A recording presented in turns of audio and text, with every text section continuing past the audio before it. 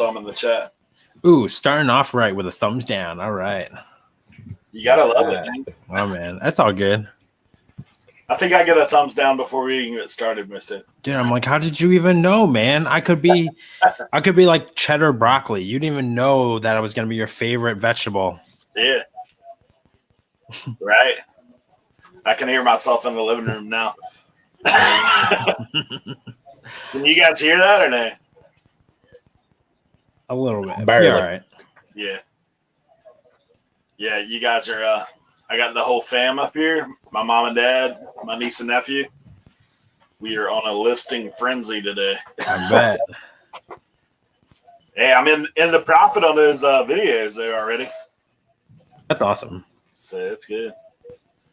Hey, Calvin, man, good to see you in, bro. Got Midwest Merchandiser. Thanks for coming in, putting the kids to bed and listening to you guys. Well, hopefully we won't put you to sleep, bro. No. Midwest Merchandiser. What is your name? My name is Sam. Nice to meet you. There you go. Sean's in the building. What's up, y'all? Hey, Sean, hit me up on IG if you're going to be on next week. Yeah. Oh, I gotta get back with you. I got a couple of people we gotta talk about. Anyways. All right, cool. Frank, thanks for coming in. Chris Beast, Thrift Beast. That cheddar broccoli, you know it. There you go. Jason. Man, some guy OSP in the building. I'm here. She did already know. Denise the Vulture. Dennis. I always say Denise. I don't know why. Dennis the Vulture Dumpster Diver. Thanks for coming in. Rummage for Riches. Midwest Merchandiser's name is Jason. Nice to meet you, Jason. Thanks for coming on. Rebel Junk. Aaron, thanks for being here. And I think we got everybody. Miss Debbie Burns. Or not Miss Debbie Burns. Ain't that what they say? That's the one that gets on Ref. She gets on it. Yeah, she does. That's what I said. I almost misstep right there. Yep. Keep Ref straight, baby. Yeah. Well, guys, Glock 30, thanks for coming on, bro. Man, we are so excited for this evening. First off, before we get going, I'm just going to tell you, Old School Picker, man, is about 13 away from hitting that 1K. So, man, we're thinking that's going to happen tonight on our show. What a privilege to have him today with us. And I got to know Chris a little bit when we were up at the 127, and we got to hang out a little bit, have some lunch together. And obviously you guys may have seen him. If you haven't, you need to go back and watch his 127 videos, and you'll see some guest spots in there. And then we did a 127 live show on the channel, and so he was a part of that. So we're bringing him in this evening, and if you have questions, put that in the chat in caps, please. If you do miss it, man, feel free to ask again if for some reason we missed it. But we are going to spend some time with Chris this evening and kind of dive in a little bit more about what he does and who he is. So, as always, got Sam with me, the Dapper Tiger. Guys, if you aren't subbed to him for some reason, make sure you go ahead and sub and hit that bell. And just double check on Chris, man. If you aren't subbed, because sometimes we may think we are, but we actually aren't, or we've been unsubbed. Make sure you go ahead and subscribe to that. We'll see if we'll keep an eye on that thing throughout our chat tonight. And when he hits that 1K, obviously we're going to celebrate that because that's awesome. So, Chris, man, thanks for coming on, man. We're excited to have you with us. And if you would, just tell everybody about yourself, man, a little bit. Yeah, it's good to be here. Appreciate Eric and Sam for putting me on here. Like Eric said, I got a chance to meet him on the 127 sale, and man, we had a blast. That going live with you guys that Friday night was awesome. That was the highlight of the trip. We had a good time the whole time, but just somebody selling junk out of his garage. I sell on eBay, Facebook some, but I've never ventured out into Macari or Amazon or any of the other platforms. I need to and would like to in the future, but time's an issue right now. So Sure. I do have 2 accounts on eBay, and then of course the YouTube. I mean, between those 3, it keeps me busy. I mean, it really does. But I enjoy doing it. Been doing it for a long time, off and on. Started selling on eBay, I think, in 2002. A lot's changed since then. I've not done it the whole time. I've took some breaks off. I've had to go back to work a few times. I've went back to work on my own once or twice. Imagine that. I got burned out on reselling once and went back to work. But I can't imagine doing that now. But I don't know. It's been a ride for sure. Yeah. Dude, and I've heard you mention this too, as far as like, you know, finding that balance between YouTube and reselling. Yeah. You know, and I know you also have, you know, like a child with special needs and whatnot too. So I mean, like, what are some tips you can give for balancing your balancing act? You know, how do you keep it all straight? I feel like you got a lot on your mind. Yeah, I mean, I do. I guess people ask me all the time, "Are you full time?" And I'm like, "Well, yeah, I am. As far as it's my only job that I actually get paid for." But you know, I am my son's primary caregiver because my wife has multiple sclerosis as well. She's in a pretty good place right now, but you know, a lot of taking care of him still falls on me, which I'm fine with that. He's my kid. I should be taking care of him, but you know, maybe more than 50% sometimes. I do have to do some stuff for her. She don't drive, so you know, I'm the grocery hauler, I'm the bill payer, I'm the you know, whatever. But yeah, balancing, man, it's tough. I think I've put out a video for 23 straight days. Wow. I never thought I would do that. Never. Yeah. Before I went on this streak, I think the most videos I'd put out in a month was like 5. So yeah. I was just kind of using YouTube as a hobby. And I mean, I guess that's what it still is, but I do want to grow it. Yeah. But in doing all that, yeah, my eBay has took a hit. My listings are down. My selling is down. Anytime your listings is down, your selling going to be down right behind it. That's just how it works. But the biggest thing I've been concentrating on as far as reselling is listing better items. You know, the time it takes you to list a $20 item compared to 2 $10 items, you know, you're going to be better off listing the $20 item. Right. So, and that just goes back to sourcing better, picking better stuff. In my area, I talk about it in my videos. It's tough sometimes. Sourcing good items is not always easy. Well, and that's like, you know, and that's, I guess, what I wanted to ask, because when you guys are all on, you know, down at 127, I could not hear enough about this damn goat. So I'm like, yo, what do you source at Goat Country? I know you're not getting Supreme. Like, I know you're not getting hype gear. What, you know, so it's like, are you, you know, do you do what, you know, Commonwealth Picker does? You know, are you going to the junkyards and stuff like that too? Just, I don't know. I feel like you got to get creative.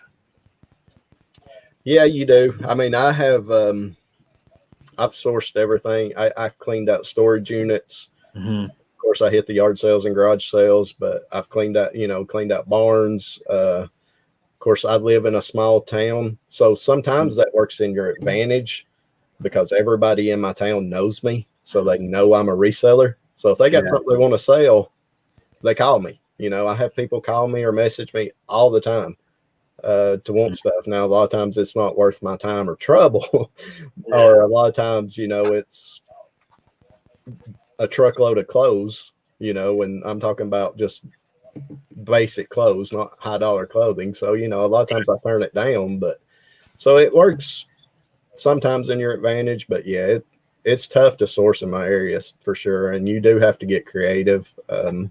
Like I said, I got into cleaning out storage units I done it for about a year and a half. I probably cleaned out about 50 storage units. If you live in a low income area, then the storage units are going to be low income. I mean, they just are.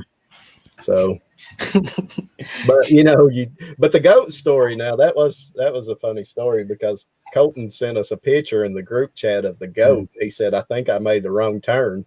Yeah. I was like, no, dude, you're in Tennessee. You're it's a goat, man. We have them everywhere. Where Colton was staying, man, it would take a goat to climb up there where he was at. Yeah, well, where he was at was about an hour from my house, and I had actually never been on that mountain. And man, that's a mountain. Yeah, that's legit. Yeah, it had some of those turns where you come back and meet yourself. Yeah. I mean, I live in the sticks, but man, that was a whole nother level. Yeah, it's kind of crazy. You know, I was thinking when I was up there sourcing in your area, and obviously doing the yard sales with you guys, and kind of seeing where it all is. It's kind of crazy because I remember one of the first things Chris said that it's like, where are we going to meet? He's like, we'll just meet at Signal. And I honestly, man, I didn't get the lingo with the whole, okay, right. That's a mountain. So he's like, meet at Signal. I was like, what Signal? Like, that's kind of what but I didn't ask somebody else to ask before me. So I was like, so we were on Signal Mountain. And, man, I will tell you this. Your thrift store pricing at Goodwill is a heck of a lot better than mine. I picked up a couple things in there. Had a $1.99 sticker. I said, buddy, unless it's trash, you don't see $1.99 on anything really? In my but it is one of those things, man. I know there's some of that. Are you able to do any sourcing elsewhere, like say any high bid or any of that kind of stuff, like where you go off, like, are just pretty much there? No. You know, a lot of people talk about sites like Let Go and those type sites. Yeah. I mean, they're just non-existent in this area. I mean, you have to go to Chattanooga to get that, and I'm about an hour from Chattanooga. So yeah. I do most of my sourcing in Crossville.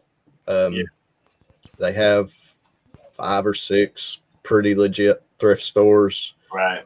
And they have a couple of the pallet stores, the Give Me 5 stores. I've not been in those in quite a while, but I've still got so much inventory.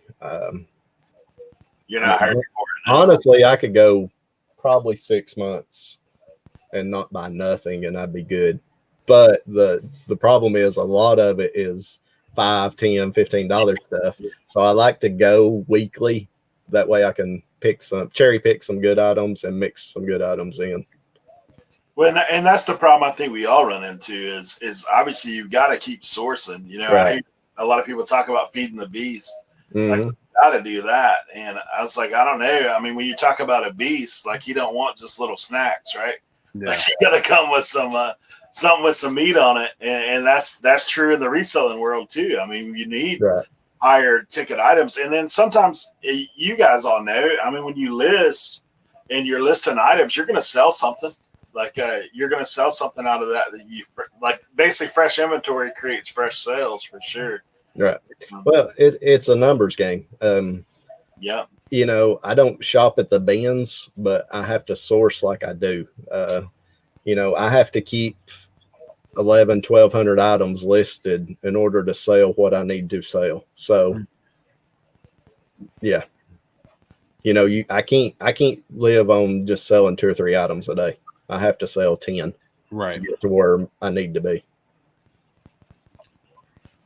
So we got the hashtag Ask OSP. What size is the garage? Yeah, I saw that too. I was going to make mention of it, and I was like, "Oh yeah, you got me." But is that all of your inventory in there? No, I have this garage. I think it's 20 by 20 or 20 by 24. I can't remember. But no, I have a 6 by 10 box trailer full, and I got a 12 by 36 building in my backyard that I used to eBay out of, full of stuff too. So I'm good on inventory. Now a lot of it's big stuff that I'll sell locally on Facebook, but yeah, no, I'm good on inventory. Now most everything in here is listed. Most everything, I would say 60 to 70% of it's listed in here. Yeah. Man, I want to give a quick shout out to some people that dropped in while we're here. Steve-O, thanks for coming in. Miss Nana, thanks for being here. Tommy, Janet, Tim, thanks for coming by. Bob, Sonny, Danica, and Harry, man. Thank you guys for being here. Harry. Yeah, Harry, man. I popped in there on him. I was geeked up about my pickup the other day. So, Harry, man, if you wait long enough in a day, he'll be online. I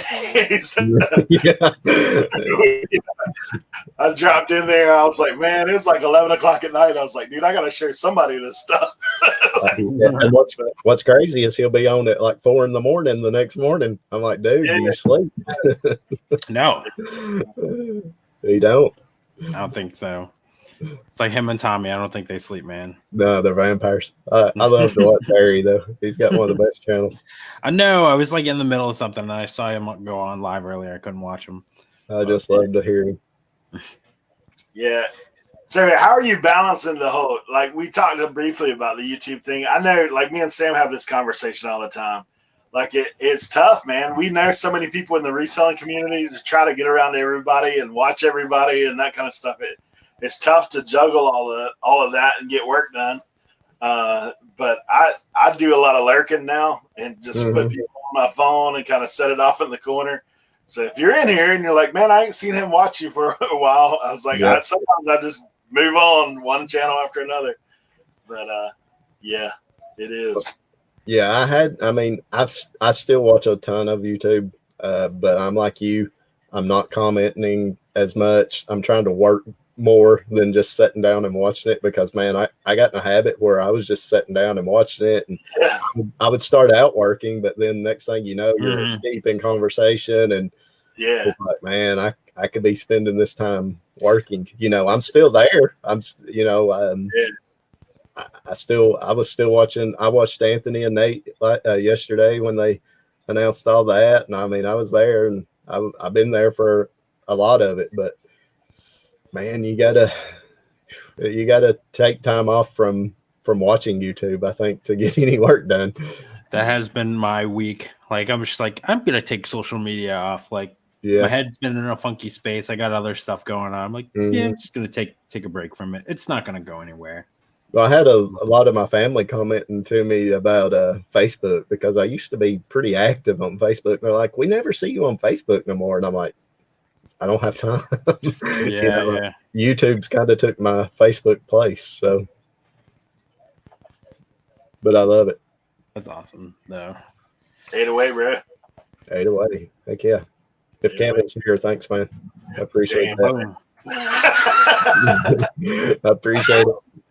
He comes in, Kevin's in these chats a lot more than what people think. Yeah. Man, he's told me numerous times. He said, "Dude, I would come on there, but I can't get internet in the sticks." He actually came on my channel one time. I had no clue as to what I was doing. I had like 100 subs. I didn't know him from anybody. I mean, I knew him, but I didn't know. I think at the time he had, I don't know. I think he had like 5,000 subs on his main channel. And I went live one night. I told my wife, I said, I'm going to go out here and go live. I had no clue what I was doing. Anthony Vicksburg came on. He told me he was on with me. And I mean, what I did learn, I learned from him. And all of a sudden Kevin comes on there and I'm like, I knew him, I knew who he was. And he didn't have very good internet service, so he didn't get to stay on long, but he did come on my live one night. It was my very first live. And he said it was his very first live too, so that was cool. But I didn't really realize who he was, or it would have probably freaked me out because I was like, dang, he's pretty big. So, but Kevin's awesome. I love him. I don't know how he don't have 100,000 subscribers, honestly. If anybody deserves 100,000 subscribers, he does. He is. I've learned a ton from that guy, man. Like he definitely, man, he picks stuff and does stuff that, that whole when in doubt, part it out. That for sure. Like other things he said, but then, the other thing I like and is kind of why, like with you guys and other people that I meet, I was like, I know that you're the same. Like me and Sam talk off of camera and that kind of stuff, and it's the same. I've hung out with you in person, and it's the same. Like it's not like you're putting on some persona. That is his accent, guys. Just so you know, he's not making that one bit. It's so funny because everybody that mentions me, and Kevin done it tonight in his video, he said something about my accent. I'm like, man, I can't escape it. So I just claim it at this point. I feel like I should like continue mine just to feel like I fit in. Yours was spot on. Like that's not my real accent. This is my real accent. Like, yeah. Oh, speaking of, here's another Southerner. What's up, Cajun? Yeah. Yeah. There you go. You got to be yourself, though. I mean, When we did meet up, that's one of the things that Chris said. He said, "Man, on camera I can hear y'all's accent. In person, he goes, I don't hear it at all." Talking about Colton and Rev, and I was like, I hear it from all everybody. It's so funny because when I watch Colton and them's channel, I'm like, oh man, he's got the accent worse than I do. But when we met him in live, he sounded just like me, and I was like, man, I've got it too. I'm sorry, that's like a children's story book. Like, like, but then he sounded just like me. And he did, man. It was so funny. I was like, I don't hear anybody's accent. Yeah. Right. That's when you know you just got to own it, you know? Yeah. Well, what's cool is that, despite everything that's going on with the world, we can still, just even through YouTube, bring everybody together, and it's also nice knowing that the friends you made aren't axe murderers in real life. Like, yeah,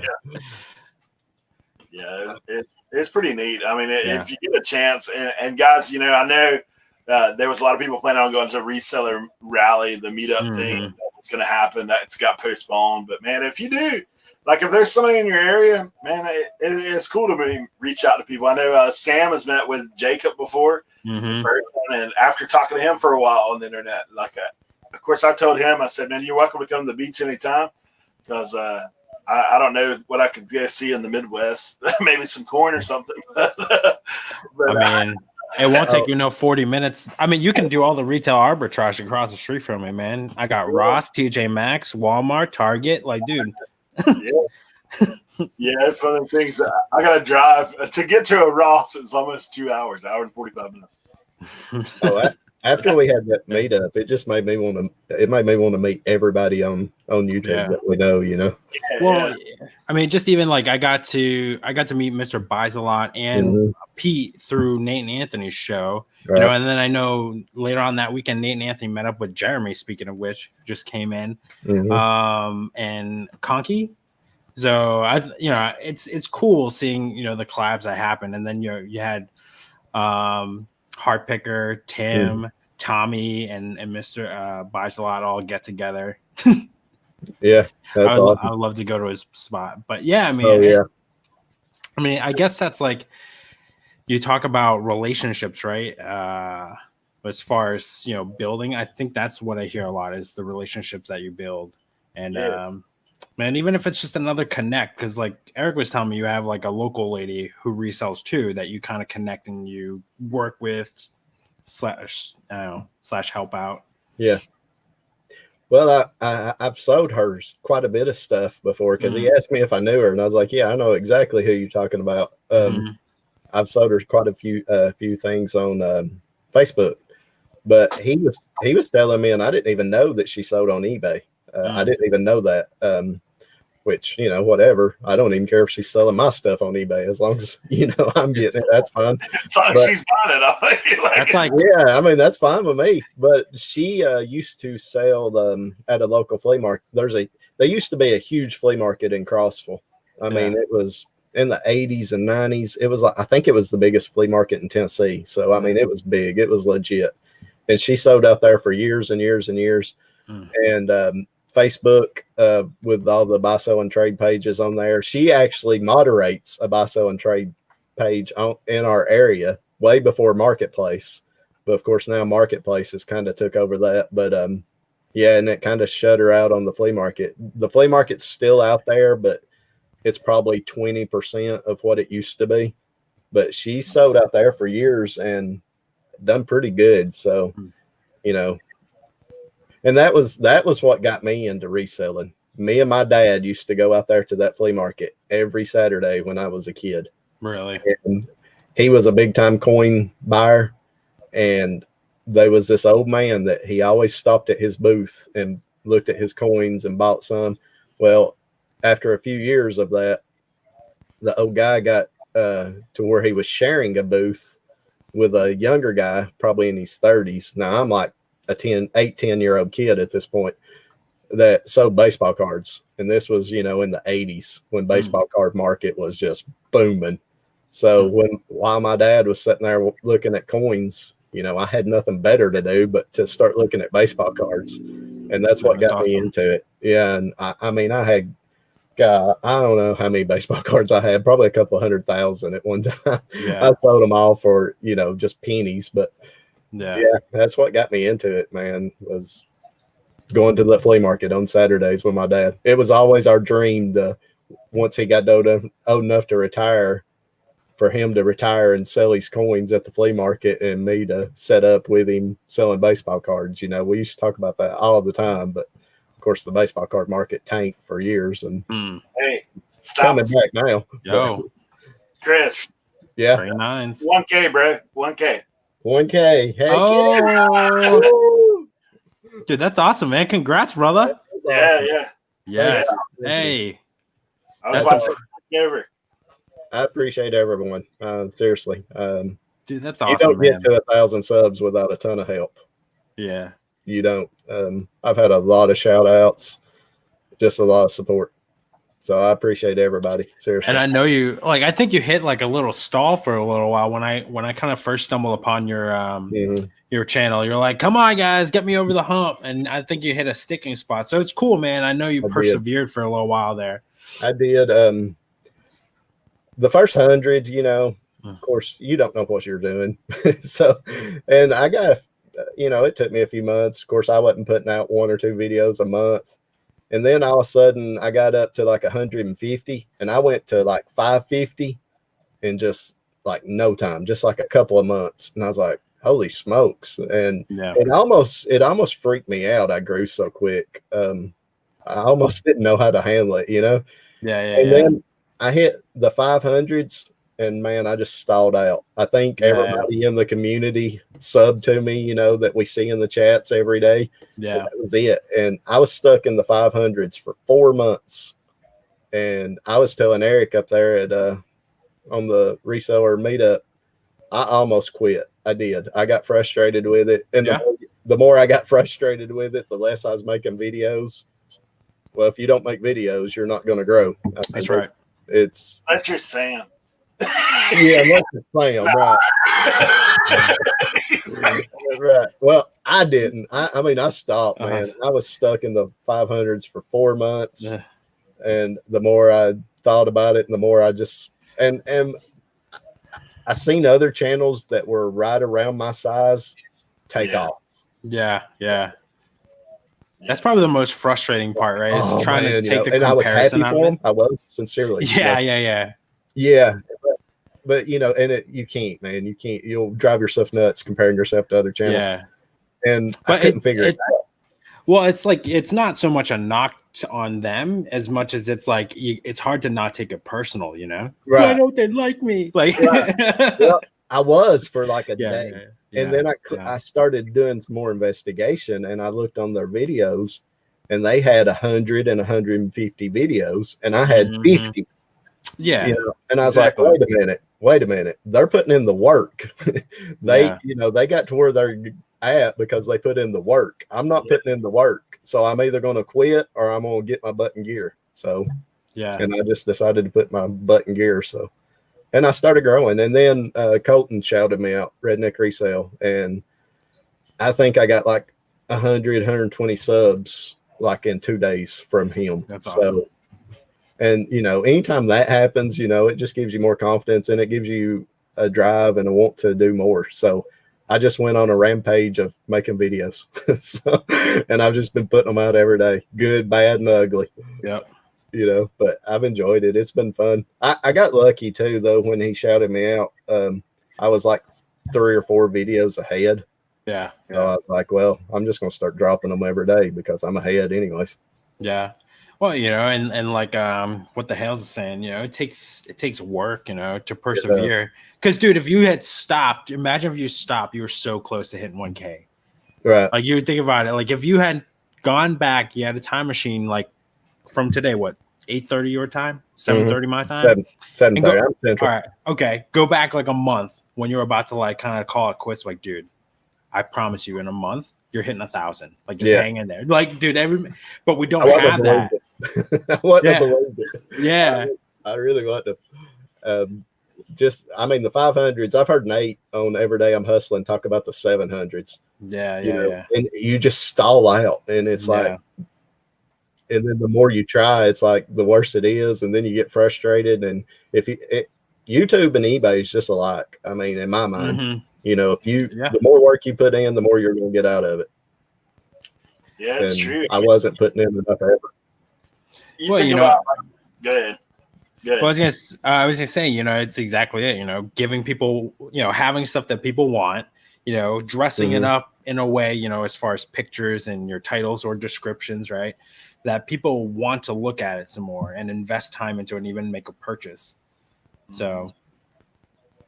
Yeah, and I was actually some of that same thought. I mean, I was thinking like, when you first start reselling, like, and we all see it, dude. I was looking up some listings today to sell similar on eBay, and I had one of those. It wasn't that guy that everybody talks about, but like the guy listed a pin. He's like holding the pin, like taking a picture, like this is his picture. I'm selling this pin, that kind of thing. But it weren't a pin, obviously. But I'm like, man, this dude's got his face in the camera. He's like holding up what he's selling right here. And I was like, maybe when you first started, like your taking pictures are terrible, like your listing, like you're copying someone's listing who their listing ain't even right, or whatever. You're just kind of muddling your way through it, and then you start to learn and you get better at what you're doing. And I think it's the same with all that. Like if you go back and watch everybody's videos in the beginning, everybody's terrible. Like unless they took it down, like or they already had 5 other YouTube channels and now they just flip over to somebody else, and then you see progression. And I think that it's the same thing. You keep putting it in, it's going to keep coming out. Like you keep doing the work. You all go through the highs and lows of all that. Right. Yep. And I'm still not happy with some of my videos, but I can see improvement, and that's all I care about. I just want to be better the next video. That's how I feel, you, man. That's we were talking about before. Scooter G asked me if I'm planning on doing any more videos. I am currently working on one right now. I know I told y'all last week I would finish it, but I am having the darnest time figuring out this new video app, and it's like learning a completely foreign language again. So I was like telling everybody I was this close to throwing my brand new laptop against the wall yesterday because I couldn't figure out this one thing. Figure it out today. Now we're all good. But like, that's the thing, like you put on so many hats, just like reselling. You're the photographer, you're the lister, you're the sourcer. Like I'm here, I'm the editor, I'm the person, I'm the graphics designer. Like some days I want to fire myself. Right. And I'm my own marketer too, so like, and when you're crafting something like a YouTube video, you have to look at it from so many angles, like, and also remove yourself from it. Like, I like this, so I'm going to put it on. It's like, well, like reselling, I might pick up stuff and put stuff up in my store that I would never buy, but I know there's somebody that would buy it, and and it's enough people are interested in it, and it can move fast enough where I want to source it now.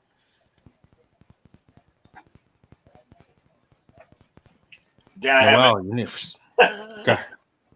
had me looking. I was like, I'm only 7 away from what? From 9-10.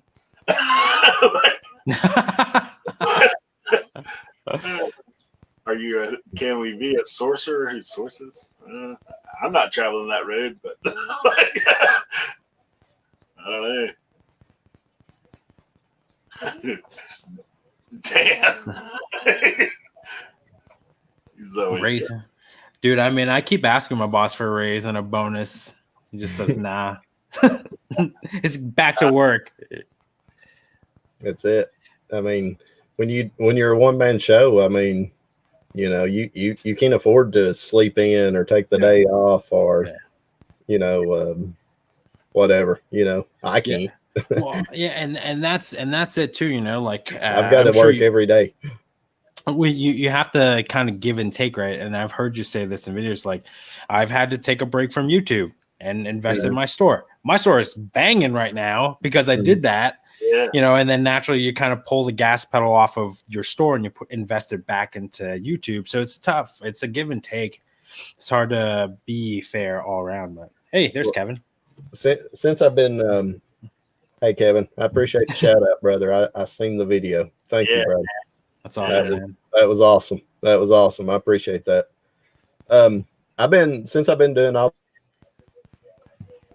these videos, though, I've been trying to just concentrate on eBay in the mornings. You know, I do filming in the mornings, of course, and working till 3-4 o'clock on eBay, and then just sitting down and editing the video, you know, till 5-6 o'clock and getting it up. So, you know, you know, you're basically working 2 jobs, or at least a full-time and a part-time job at this point. Yeah, dude. You know, I mean, I'm doing something on YouTube or eBay just about every hour I'm awake. You know, other than eating and, you know, what time I'm dealing with my kids or my youngest kid and that type of stuff. But, you know, if I don't, you know, just sit around and watch TV or any of that.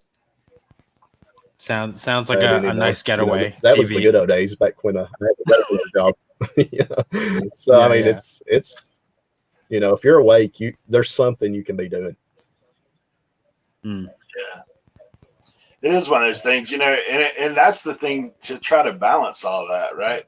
Because you know how it is, like we all kind of get in a mode and where we're just grinding, and then eventually you're like, oh, got to pump the brakes. Like it's got to be you know, got to back off or something, because you know, you can go. Well, people's been asking me how many more days in a row. Yeah, I mean, I've been asked a few times how many more days in a row I'm gonna put out a video, and I'm like, till I can't put out one, till I don't get it out in time, you know. That'll be it, because I'm gonna try to do as many as I can in a row. I feel like it's got to be like going to the gym, you know.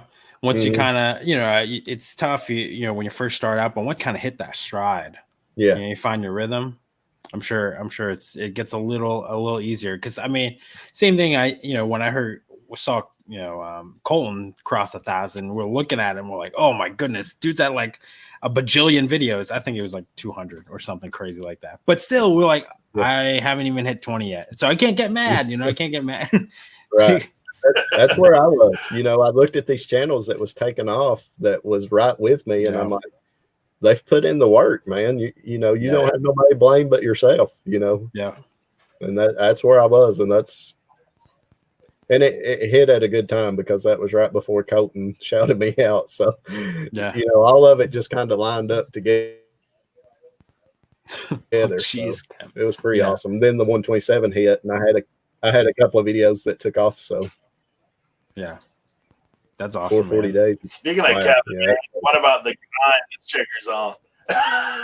Like, man, he keeps them. Unbelievable. There's no way Kevin's sleeping. There's no way. Well, you know, Kevin does, and I've heard on some of his stuff where he talks about it. Well, it's obvious, because you see it, like when the Corona first hit, Kevin's putting out yard sale videos, like right on. Yeah. People are fussing at him, like, how are you at yard sales? It's like, dude, this is back. There's snow on the ground, man. Yeah, 3 months ago. Yeah. He's stacking just like we got death piles. Kevin's got videos put back to help, but that's the smart way to do it, man. If you you can, that's the way to go. That's like Colton said. Kevin has mastered the balance, and that's where I'm at. I'm trying to find the balance. It's tough. I think the balance on YouTube is staying ahead on your videos. Yeah. I think that's the key. Right now, I'm not. I'm filming, editing, and uploading the same video the same day, and it's killing me. But when I was 2 or 3 videos ahead, it wasn't that bad. But I think that's the key to get back ahead. Yeah.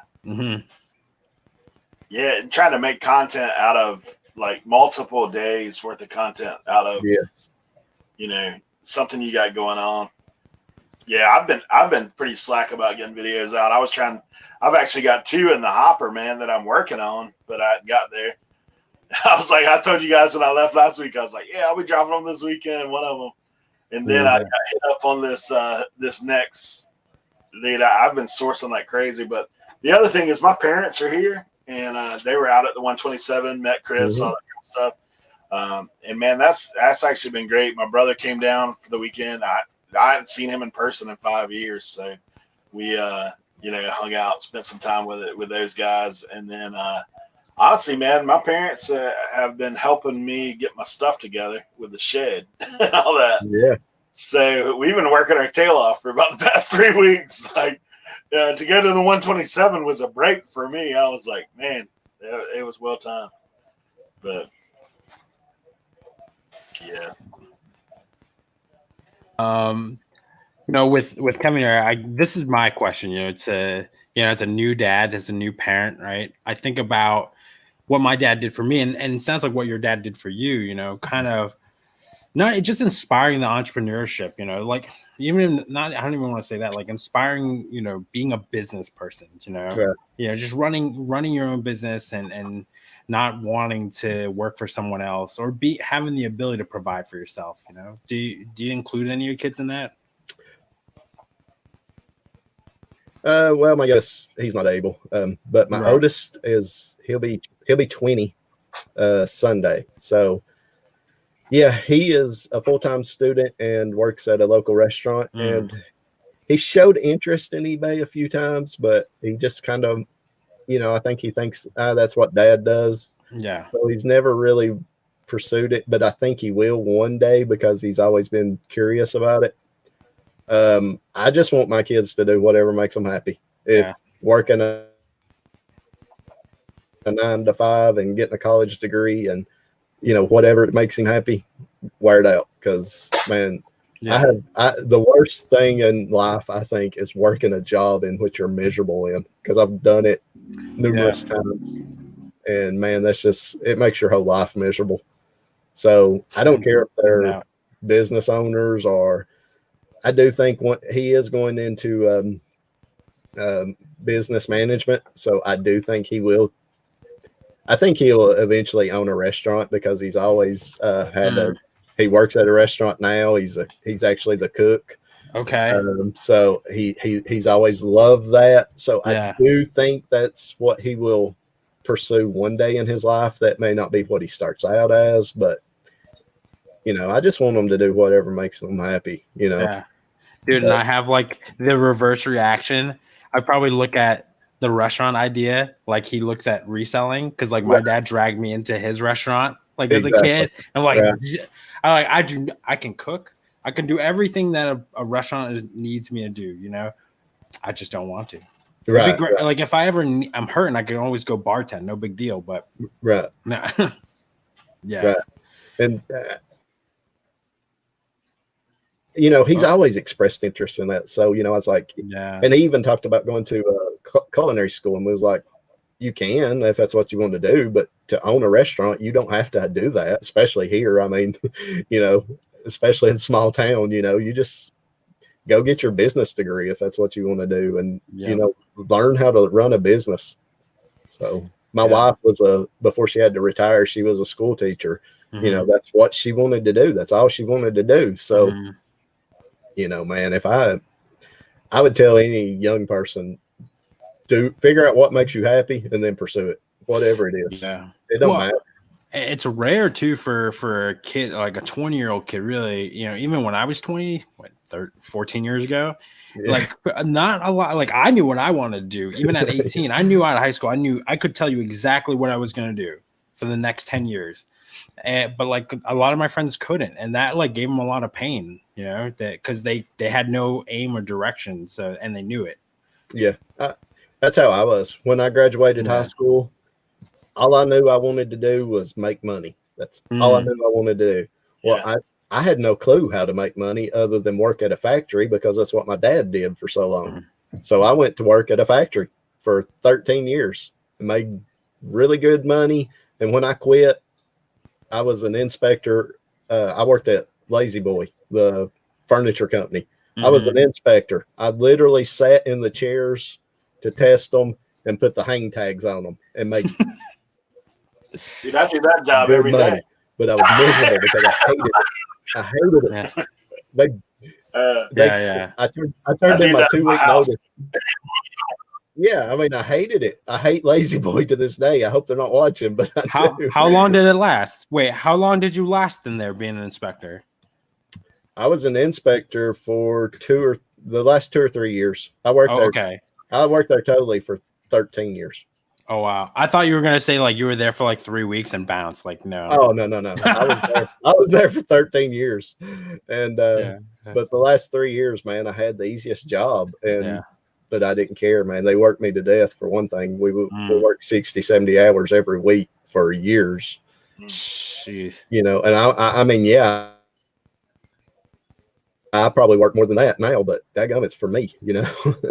I'm building for me. Poor butt. Yeah. I mean, that's the difference. Is being self-employed and having your own thing. I mean, the pressure's on you on the one hand, but the other side of it, man, is the reward. Like, I mean, I've tried to talk to my kids about that stuff. Of course, they don't have much interest in reselling either, but I was like, man, you sell 2 items, like you make up for like 2 days work. Like at some of the places that some of these jokers are working, you know, making $10, $12 an hour. Mm-hmm. Yeah. But I love reading the comments. People talking about my accent. It's so good. Hey, instead of saying y'all, what's the one you say? I don't know. You say Yinzes? Yunzes? Oh yeah, Yunzes. Yeah, that's a word. Yinzes. Yeah. Anthony says it's Pittsburghese or whatever. I don't know. I've heard it in deep Alabama. Yeah, no, that Yuns is a word around here. Yins and Yuns. Yes, that's the other one. Yins and Yuns. Yins and Yuns. I don't know about Yins, but we say Yuns all the time. Yeah, we did say Yins. Yeah. Do you say tumped? I don't think so. Like something fell over, like that tumped over? No. I don't know why. Like I have friends that say it's way down south, I think. Yeah, that must be down there where Colton's at. Something over. Hey, speaking of Colton, we did have a couple questions in the chat. Colton asked about you hitting up that 411.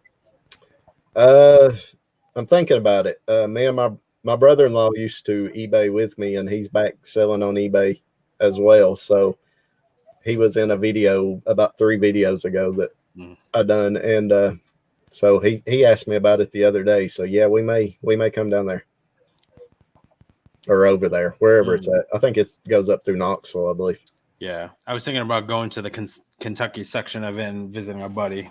I've never been on it, so I would be interested to go on it. I'm like, what's picking over by like Tesla picker like? Curious. He's in Kentucky, right? Yeah.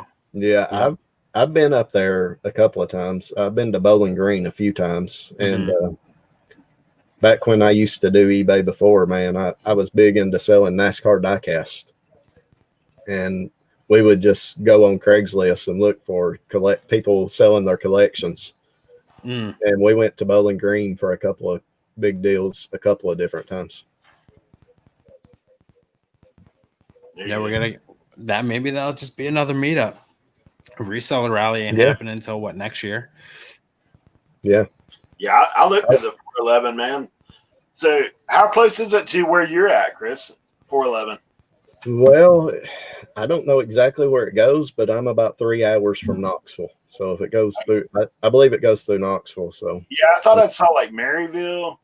Yeah. That way. I'm probably 2.5 hours from there. Yeah. It must run down there by Colton. That's what he was saying. Like, yeah. Yeah, his shop is on 411. He says. Oh, okay. Wow. He just go pick it. Right? Set his stuff on the sidewalk and sell on that thing.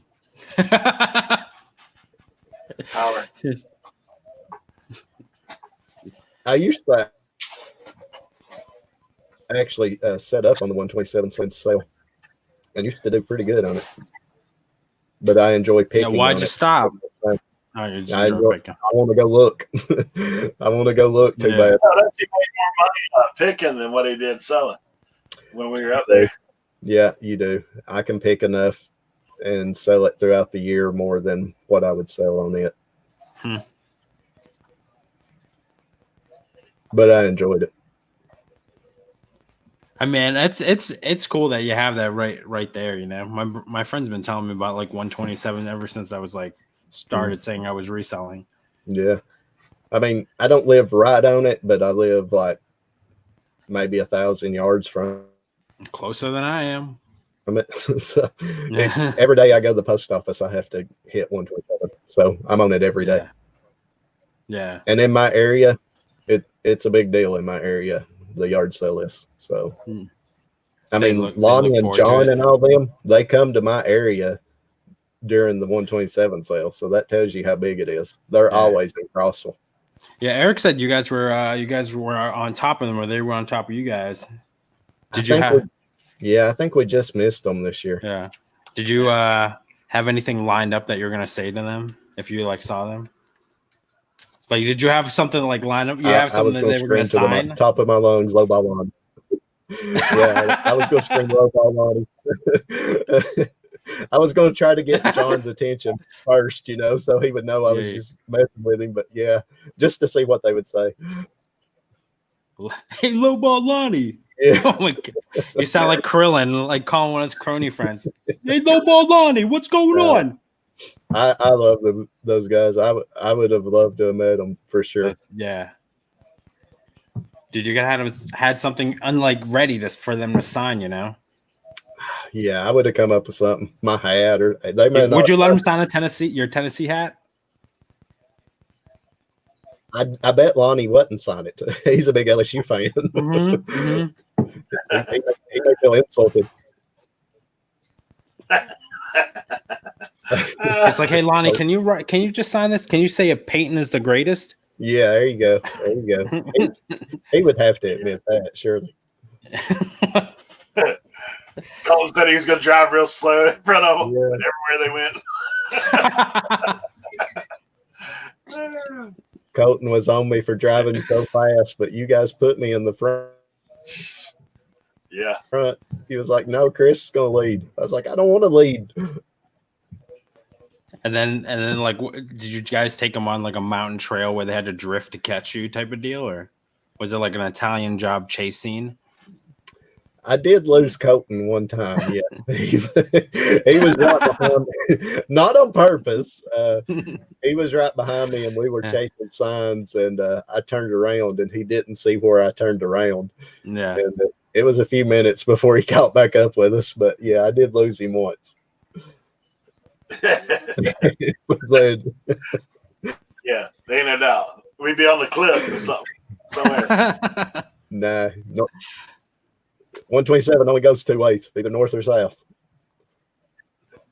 Man. No, I'm already looking forward to next year. Yeah, that was a good time, man. It really was. You guys get a chance. Yeah, it's definitely it's worth the drive. I mean, obviously picking wherever you're at, but there's definitely a lot of characters up there, and you know, hanging out with these guys was cool for sure. Well, I had done so much yard selling before you guys even got up here. I didn't care if I bought anything or not while y'all was here. I just wanted to hang out because I'd been going at it since the weekend before, every day. I think I went like 9 out of 11 days or something like that yard selling, and I'm talking 4, 5, 6 hours. You know, I'm not talking 30-minute little runs. I'm talking half day, all day type deals. Yeah. So I was wiped out by the time it was over. I bet. Yeah, that's a lot, man. It's crazy just how thick it is with all the sales, man. I mean, you can drive 10 miles and spend the day. Like, I mean, you spent the whole day. Did you have a bunch of comments in your video about people telling you what you missed? I didn't. Oh my God. I had so many comments. I'm like, y'all don't even understand how much stuff there is to look at. You know, you can't stop and just price every individual item. It's impossible. It's overwhelming.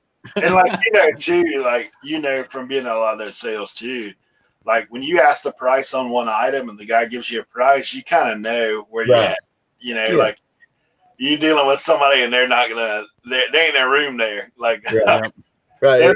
I looked at it, I was like, he's dead on. He's dead on. He's dead on what I can sell it for on this item, on that item. I was like, I might as well move on. Yeah.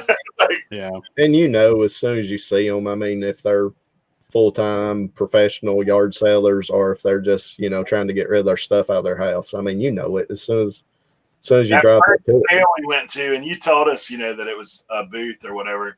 But that first sale that all of us went to, that guy's like, I'm working for y'all today. I'm trying to get rid of stuff. Everything I don't get rid of, I gotta load up. Yeah. Dude, I'm sitting there thinking, I said, that joker's going to be loading up a lot of stuff. Yeah. Well, it's like you say, all you got to do is price one item. And if their eBay price are above on that one item, guess what? Everything else there is too. Hit the road, unless they forgot something, left something stuck somewhere. But yeah, and it's not like regular yard sales where you have to drive 30 minutes to find the next one. There's a million right down the road. I mean, it's crazy. Glock calling you out right now. Probably wanted a dollar for you. Probably I did miss 15. That. I did miss that. Yeah, no, that wasn't. I mean, dude, on the 127, that would have probably been like a $25, $30 item on some of those. And that fella's booth, it definitely would have been that much. Yeah. I did miss that cast iron skillet. I didn't even see it. And I seen it when I was editing the video. I was like, yeah, somebody's going to catch me on that one because I didn't see it. But that was at a regular yard sale. That wasn't during the 127 sale. But yeah, I missed it. That's a good item to see it though. Yeah, I don't know. A lot of times for me, there's so much there, like you said, that you can't. It's overwhelming. I mean, it is. Unless you know, I mean, I'm sure, but that's there's so many people there too. Yeah. I mean, that's everybody because there's things you know about, there's things I know about, there's things that Sam knows about. Like, I mean, we saw it when we were all there together. That one sale, every one of us bought stuff, and we all walked by what each other picked up. Yeah. I mean, it's something that you look at and say. Yeah, that was a cool sale because, I mean, like you said, we all got something. We all got some pretty decent stuff, I think, during that. And, of course, that was a good sale. I mean, anytime you go up on a house and they got two Porsches sitting in the driveway, you know their stuff's pretty good. Yeah. I mean. Plus, not to mention the $75,000 truck sitting out there. Yeah. Eric's dad was just leaned up on it, man. We was like, get off that truck. Man, don't scratch the truck. Yeah. No, he was leaned up on the Porsche, I believe, wasn't he? Yeah, at one point he was. I was like, yeah, we was like, oh my God, get off the Porsche. Yeah. I was like, dude, I don't know. Paint chip for me, like it might cost as much as my car does. Colton stole them Jaws CD 8-track. Nice. That may have been the find of the trip. Yeah. Because he got so many of them. Pretty good. I don't know, that Stomper truck that I sold, that's pretty good. That's pretty good right there. Deal too. Hey, were you tempted to go back over there after that to see if that lady happened to have anything stuck under the table or something? No. After finding that Stomper. She had one box of toys and I got everything. I got the whole box. Gotcha. Yeah. Yeah, man, after I saw that in your video, I was like, bro, I got to find out what these things are. Hey. I got to be on the lookout for that stuff. I remember them when I was kids, and I knew they had some value, but I didn't know they had that kind of value. I thought they were $30, $40. Shit. Yeah. And I sold it too cheap. I mean, I know I did. Yeah, first fast as it went. Yeah. Yeah. I mean, it sold in 15 minutes. That's crazy. And the guy sent me an offer for $225, and he come back like 5 minutes later and bought it full price. He said, I was scared somebody was going to buy it before you accepted my offer. So But that works out. But I mean, I still did good on it. I sold it for $250 and I paid 31 cents for it. So Can't be mad about that. That's a good day. That's right. I'll take that ROI anytime. Mhm. Anytime. That's for sure. Yes, Stompers, no doubt. Stompers. And there's another brand called Rough Riders. They're pretty good too. So that's something to keep out. Rough Riders. Mm-hmm. I actually have one of them, but it's not got that kind of value. Yeah, I thought I saw Jimmy in the chat. I know he's the toy guy. Yeah, he was in here for a little bit. Yeah. That's the Rough Rider. Oh, I got you. So are they the kind that click, like you roll them back and they click and release, or what do they do?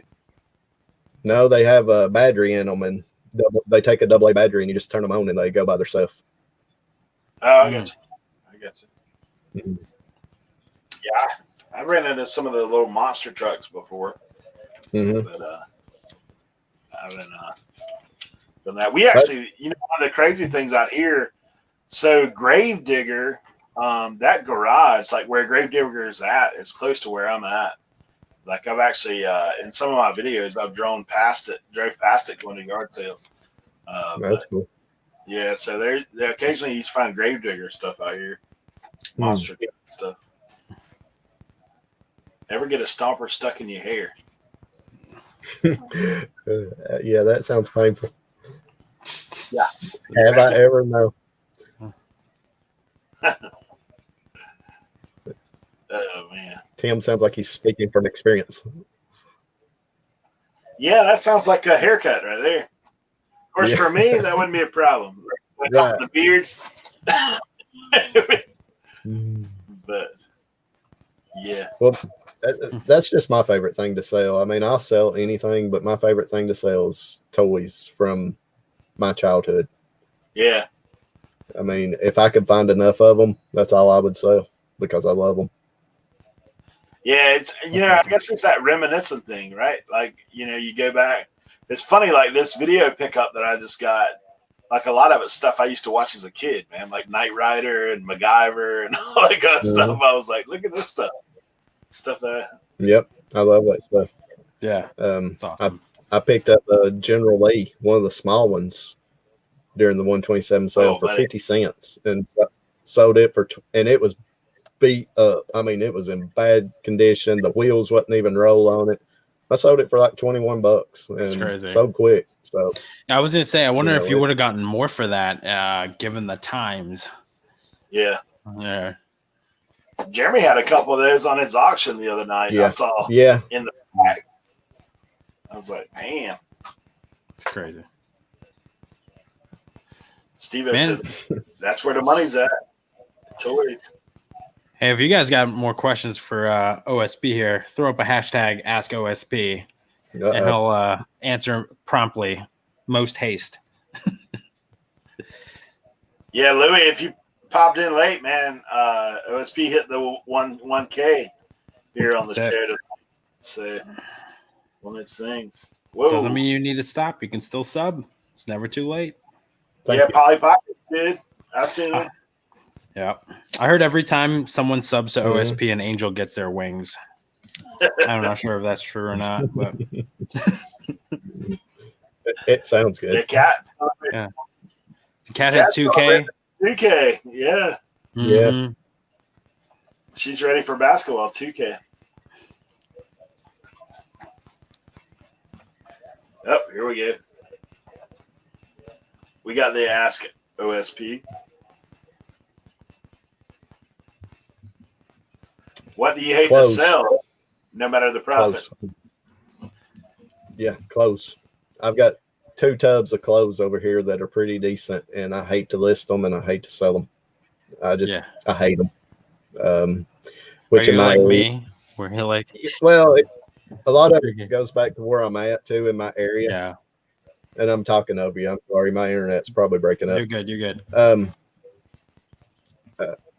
In my area, it's hard to find good clothes, but every now and then I will run across something, or but man, I hate to list them. I hate selling them. I hate them, but I will eventually. That's probably my least favorite. Yeah, I feel you on that. It's like I was gonna say, are you the type that's like, man, I hate clothing, and then you're like, new with tags Harley Davidson for $1? Yes or no? Yeah. No, I'm Yeah, great. it's like hard. It's hard. That's Yeah. what I'm saying. Yeah. Like, you tempt me. I hate Yeah. you. But now I will say That's this. what happens too when you swear off of them. You'll see something. You'll be like, Mhm. can't walk away. Can't walk away. Well, the bad thing is once I buy it, it may sit over here in this tub for a month before I list it. And I'm trying to avoid that. If I ever get my death pile caught up, I swear I'm not doing it again. I'm not. For all of you guys who just sub, hold them to that. Yeah. Exactly. Hold me to that. Well, it may be years before I get caught up anyway, so I'm good. You're good. Yeah, I'm good. What is the profit margin targets you're looking for items you purchase at a yard sale? Where are you trying to be at? Yeah, I don't look at that as closely as I should. I try to, in a perfect world, I try to triple my money. For years, I thought doubling my money was good enough, but it's really not when you consider that, because you got to pay yourself for the time, and time's worth more than the money, really. So I try to triple my money on most items. Now, a lot of my lower dollar items, of course, I don't, because there's just no money there. But as I said earlier, I'm trying to avoid or get away from buying that stuff. But in my area, man, it's hard not to. I hear people say, quit buying stuff for $2 that's going to sell for 10. That's easy to say when you're finding stuff that's worth 50 left and right. It's hard to. You can't do that in my area. I'll just say that you can't. Yeah, and it's one of those things too. I mean, honestly, that's kind of a variable question too, because like it, just like when we were on the 127, like you found those lake maps, and obviously you're like, if you're looking at a percentage, you pay what, 35, sold them for like. I paid 30 or 30, maybe it was 35. Yeah, I was trying to get them for 30, and she wouldn't come down, so I got them for 35. So we went up to 35, and then you ended up selling for what, 130 or something like that? Yeah, I think it is either 60 or 70 a piece. Yeah. So if you look at that, I mean, like some people, if you were looking at that and saying, "Oh man, that might be a little higher than what I want to spend," but right. And here's the other side of that, dude. You sold those things in what, a couple of days?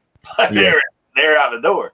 Yeah. So, for me, if you're going to buy something more expensive, it's worth it. If you don't want to flip quickly. Well, on them too, man. I might have had 10 minutes of work in them between listing and shipping and everything. Yeah. So I mean that's a good profit, I think, and no more work than you put in. They was easy to list, easy to ship. Yeah, and they sold quick. It's like you talk about with media, man. I mean, you're talking their profit isn't as big, but gosh, you can crank out DVDs like crazy. I mean, I've got into selling VHS a lot here lately, and I know that sounds crazy, and a lot of people are like, "There's no way," but man, I ran up on a bunch of horror VHS, and I know a lot of people say, "Oh, horror, that's big money." Well, some of it is, but some of it's not. But if it sells quick and you're making $5 on it, I mean, how long? I don't have no time in it, and shipping it's easy. I mean, I'll sell it. I have to. It's easy to find. It's easy to find, man. Throw them things out. Yeah, I mean, I don't get crazy with it, but I'll buy a box of VHS that's got a couple of good ones in it for $5, and then because you're going to sell the first one for $5, so you find that Halloween one that is so hot. What is that thing, about $600-700? No, I don't know. I sold a couple of pretty good ones for $20-25. I mean, and then you sell some for 3 or 4. But there you go. Hey, so Tim asks, is there anything you want to sell for personal, ethical, religious reasons? Whatever that may be. Yeah, I mean, I don't want to sell anything that I'd be ashamed to stand in front of my kids. Yeah. So I'll let you think of whatever you want to think of, whatever that is, but I've got a 20-year-old son that, I want to be a father that I want to see him become one day. So I'll just leave it at that. Mm-hmm. But yeah, I sell Bibles and stuff. I mean, I don't have a problem with that. But adult items, nah, I don't fool with that. But I don't knock anybody that does. I mean, that's fine if you do, whatever. But yeah, I'll leave it at that. Racially insensitive. I sold a General Lee the other day with a Dixie flag on it. But a Dixie flag don't mean the same to me as it might to somebody else. So, I don't know. I don't have a problem with it, but I live in the South. It's a way of life down here. I mean, it just is. Yeah. But I'm probably I don't have a racial or I'm not racist by any means, or I don't think I am. So, yeah, it's one of them things. Well, I mean, if you're going to not sell something that's going to offend somebody, then we'd have to shut down. right. Well, it's like there's somebody who gets offended by anything these days. But right, the world we live in now. I mean, if you want to be offended by something, you can. So, I just do what I do. If you don't like it, don't watch. That's how I feel.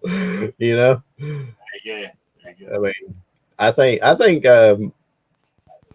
my past speaks for itself. I mean, people know me. I'm not new to YouTube. I've been around.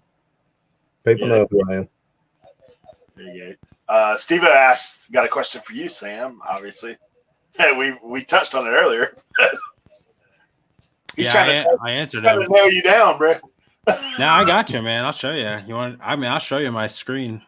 But it looks nuts. My friggin' thing looks nuts. But yeah, I'm in the process of working on a video right now. It's almost threw my laptop against the wall, my 2-week-old laptop, because I couldn't figure out this one program that's supposedly easy. So I've been learning a new software because I've switched operating systems. So I can't tell you when. Hopefully tomorrow. Hopefully this weekend. We'll see. Yeah, when Ezra gets about maybe 5, he'll be cranking it out for you. That's it, man. So it's good.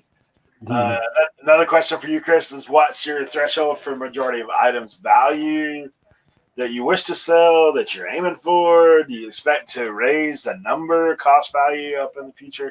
You talked about that a little bit briefly, but you can touch on that. Well, I think that's the key to time management. I mean, like I said earlier, you're better off selling one item for $20 than you are 2 items for 10, for sure. But a lot of my items I buy in bulk. Like I bought like 200 and something video games at one yard sale not too long ago. Would I love to sell each of them video games for $20? Sure. But most of them, or a lot of them, are only worth 3 or 4. So, it's hard to say. My average sale price right now is around probably $20, and I would love to get it to 25 to 30.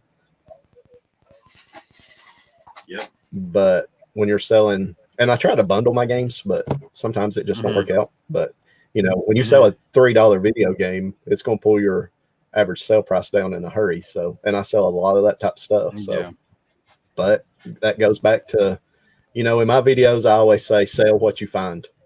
Sell what you find. Man, I would love to be at a place where, I just had electronics and stuff, 80s vintage toys, on every corner. But I don't find that kind of stuff. I find it sometimes, but not consistently enough. So sell what you find. If all you find is VHS and you're starting out on eBay.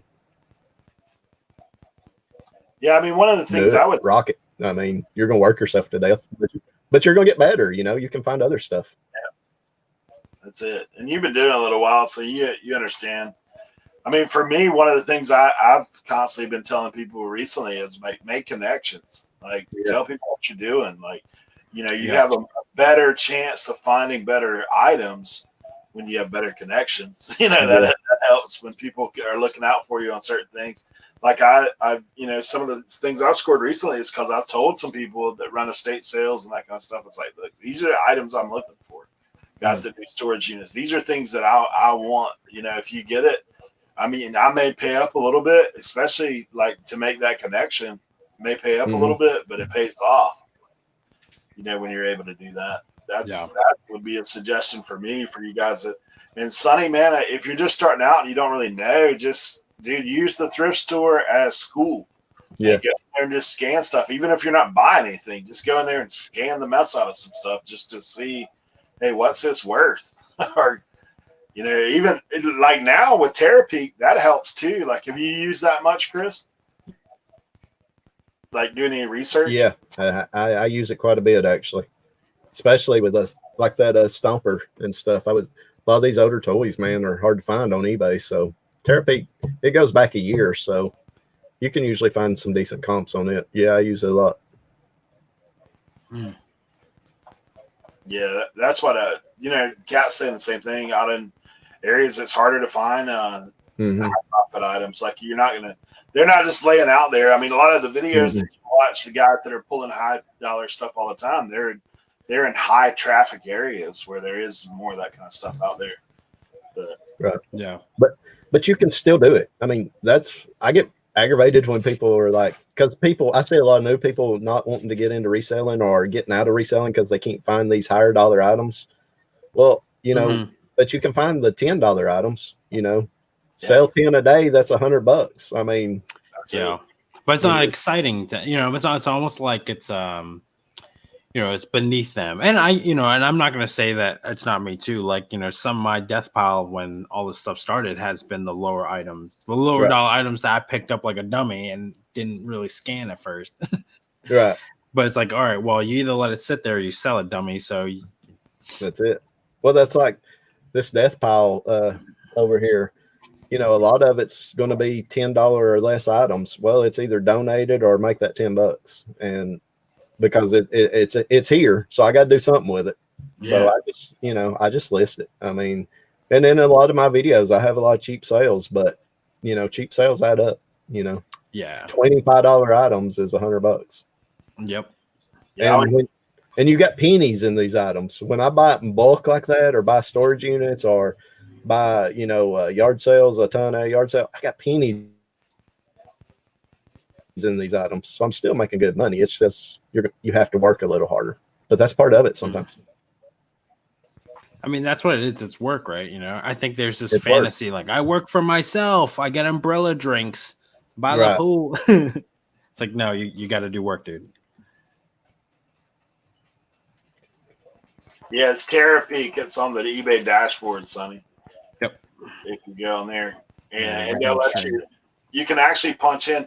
I mean, the other little tip I'll show you is on your app. Like, if you're wanting to sell electronics, just type in electronics and then go and see what the highest thing that's sold, and it'll show you stuff you may even have walked past. To be honest, I've used it like that.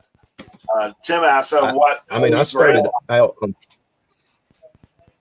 My holy grail is a original Voltron line set, the toys, the diecast line set. That's my holy grail. Oh man! And I know I can go to eBay and buy one, but I don't want to buy one. I want to find one. That's your old school Mac. That's it, man. With or without paint. I wouldn't care. I wouldn't care if it was beat up a little bit. I was gonna say most of those things took a beating if they're. Yeah. Well, my neighbor, when we were kids, had one, and of course I couldn't afford one because they were expensive back then, man. Those things were like $100, I think, when they come out. So I couldn't have. Yeah. I didn't have one, and he had one, and I always wanted it as a kid. And I was like, one day I'm gonna have one.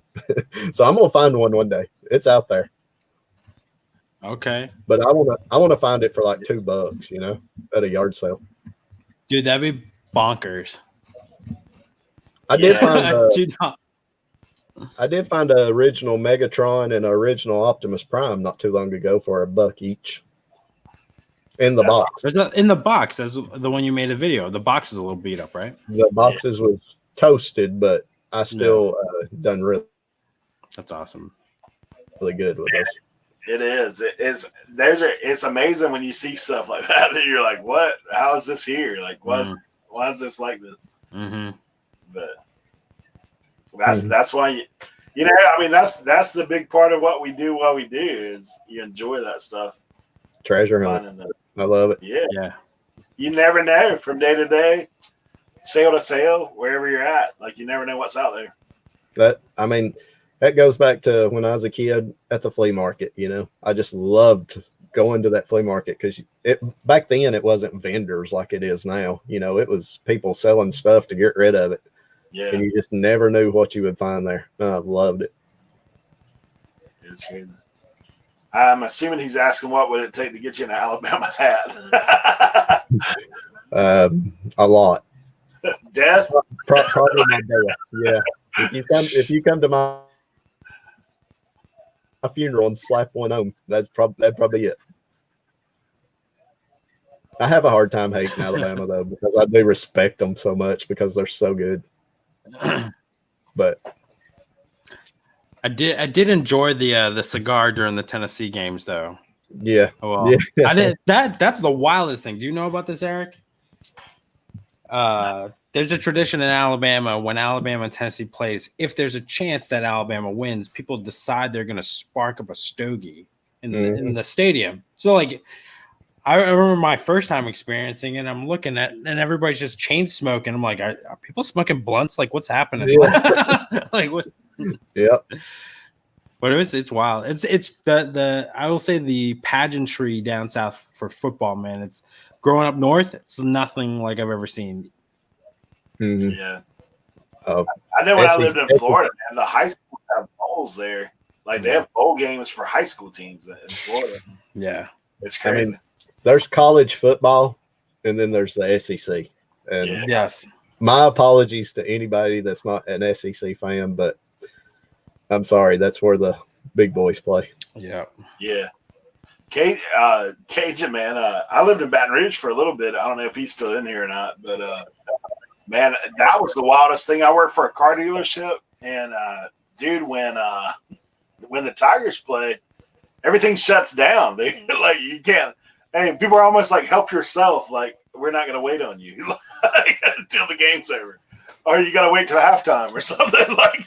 Well, I'm sure like Chris in some of these places, both Chris's, Friday comes around. That's the best time to rob a town because everybody's at the high school football game. Yeah. Yep. My town's a deserted place on Friday nights. Yeah. It's like the most happening thing. Everybody's been looking forward to it. Well, when you live in a small town, it's all you got on Friday nights. So everybody's there. Yeah. Most of the people there could care less about the football. It's just where everybody's at. So yeah, that's what everybody does. Yeah, it's kind of crazy for sure. Oh, here he is. Kevin's finally done with his shipping. Yeah. Appreciate you hanging out. Yeah, thanks, Kevin. Appreciate you, man. Yeah, thanks again, man, for the shout out. That was awesome. I appreciate that. Yeah, he's a good dude. He is. He deserves 100K. That's what I'm saying. But it's cool, like watching these guys grow, and almost it sets a standard for you as somebody who's creating stuff, because like now you're hitting 1,000. I'm sure someone who's starting out 150, right. They look at your stuff tonight, tomorrow, like, dang man, OSP got to 1,000, man. You give them a shout out, you make their night. Yeah. And I've always tried to do that. There for a while I was doing the Young Guns of Reselling where I was having people on. Yeah. And I was trying to look for channels with less than 100 subscribers purposely. Yeah. Flip with Chris, I was his very first subscriber, and he is awesome. Really? He's backed off on creating YouTube content for a while. I think he's busy with his job and stuff, but man, he's super active on Instagram, and he is just an awesome guy. I love doing that because I loved helping new channels out. Yeah. Pay it forward, you know. I mean, like Eric will That's tell you, it. like if I see, if I see somebody go live, I'll just be, and they may have like 3 or 4 heads in there. I'll just start telling people, hey, let's come on, because people have done it for me too, Right. which has been awesome. It's such it's a nice ego booster, because you do hear stories of folks like, there's whatever going on, drama in the reseller community, but it's like, I don't feel that as much. I feel, people giving me support and love and all that. So Yeah, I mean, I think the same thing, because you think back. I mean, obviously, it weren't too long ago. Like, I know for myself and Sam, when we first got together, we were both around the 200 sub mark. mm-hmm. And I was like, and we're looking at guys like at 1,000, and we're like, man, these guys are at 1,000. Like, here we go. Like, but we think the same thing. Like, when we pop in someone's live. I mean, you remember going live your first time, like you said you did, and you're in there talking to yourself for a minute. You're like, man, is anybody going to come on? Does anybody even know I'm live? Does anybody even care I'm live? Like that thing. And then you have some people to come in and start chatting. If I remember, if I remember right, the first live I did, I think Chris Thrift Beast came in, was the first person that ever came in. Really? And I was so glad to see him. It was like, oh my God, somebody to talk to. Yeah. And then Anthony and all of them came in, and they actually came on my channel. Channel, and I was like, yeah, okay, But yeah, man, because you flip back. I only had like 150, 200 subs at that point. You flip it on, you don't know if anybody's coming on or not. Dave Midwest Picker is talking about shouting out YouTubers almost every video. He just hit 1,000 here recently too. I know it's funny watching all these guys, like, we kind of come off. Yeah, Steve-O, man, he was there watching The Walking Dead is what it was. I'm like, please, somebody come in. Nana was there too. Like, we were. I know the two of them. I mentioned that last week, that Nana and them were in there. I was like, man, yeah. We got it, man. Because especially like, there's no like, it's not like school where you get a report card. How are you doing on YouTube today? You're just going off of numbers and stuff, and it is, it's nice, when like reselling, you're doing it by yourself, really. Right. So to have some brothers and sisters in arms is nice. Yeah. Yeah, for sure. I mean, you do. I mean, obviously, like some of these guys, when you get so big, it's tougher to stay connected. Mm-hmm. But I mean, just because, like, you think about like just the little comments we get from time to time about stuff, like magnify that with the number of subs and viewers you have. I was like, I mean, since I've been on this run the last couple of months, I mean, some of my videos are getting 25, 30, 40 comments. And I'm having a hard time keeping up with that, I'm like, how in the world do these people, because I know they don't respond to all of them, but they read all of them, I believe, and, like them and heart them and all that. But I can't imagine getting thousands of comments. I'm like, how in the world do they, I don't know. Lonnie and John and them, they there's no way they sleep. They just don't. Dude, I think after a while they stopped looking, man. Because like I have one video that's like 150 comments. I'm like, I can't can't anymore. Yeah. It's not that you don't appreciate it. There's only so many hours in the day. Exactly. So.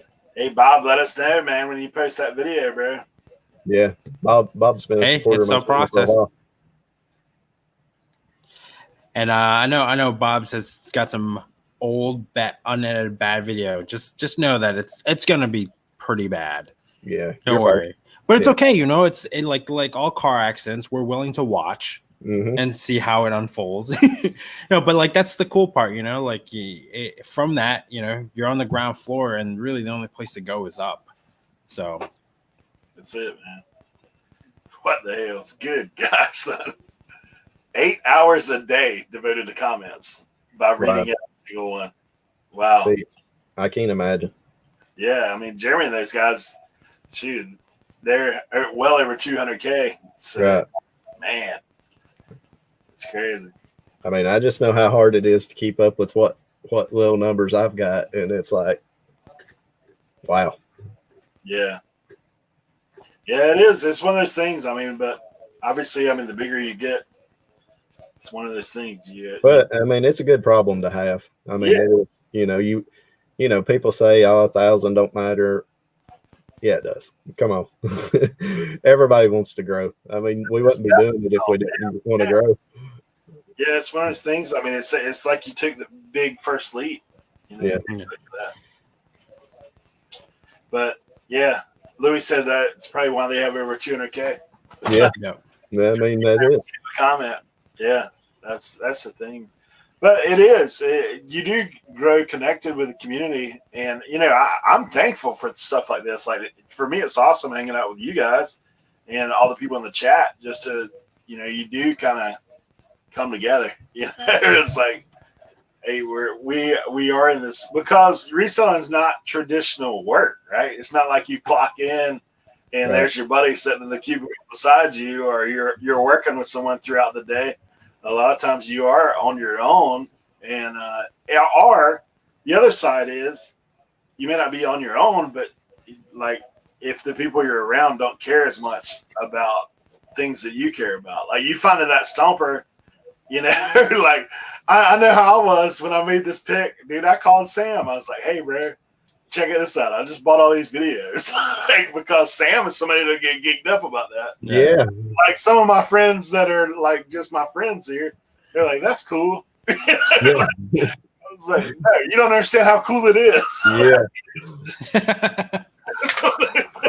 I mean, it's like me and you. How many times have we talked since the 127 meetup? I mean, we've talked like 5-6 times. Yeah. I mean, on the phone and on Instagram and everything. So I mean, and when I started YouTube, I had been a watcher of YouTube for a long, long time before I ever made a video. I mean, I started following Lonnie before his house flooded, if anybody remembers way back then. But I never commented on the videos. I just watched them, And I remember Justin and him doing the live hangouts. I didn't comment very much in those. I was using my real name as my YouTube name. So I've been around for a long time. It's just one day, man, I was like, I'm going to go out here and make a video. And it was a crappy video with my cell phone.